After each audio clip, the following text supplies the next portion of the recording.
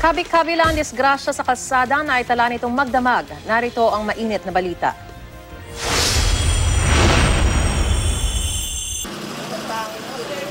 Nakabaligtad pa ang taxing ito nang abutan ng GMA News sa E. Rodriguez Avenue sa Quezon City. Ayon sa driver na si JR Salameda, hindi raw niya napansin ang Center Island kung saan siya bumangga. Madilim daw kasi ang lugar. Nagtamo siya ng minor injury pero tumanggi nang magpadala sa ospital.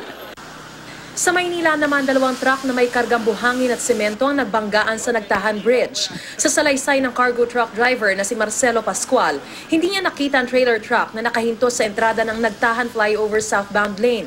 Wala raw kasing ilaw ang truck. Paliwanag naman ng trailer truck driver na si Marcelo Santos, maglalagay na sana ng early warning device ang kanyang pahinante nang bigla silang banggain sa likod ng cargo truck. Sugatan ng driver at pahinante ng cargo truck. Nagdulot na matinding traffic ang insidente, lalo't tumapon sa kalsada ang karga nilang buhangin. 3 naman ang sugatan ng mahulog sa may 20 metrong lalim ng bangin ang sinasakyan nilang AUV sa Bontoc Mountain Province. Ayon sa pulisya, posibleng nawala ng kontrol sa manibela ang driver sa pakurubang daan. Agad na dinala sa pagamutan ng mga biktima. Patuloy ang investigasyon sa insidente.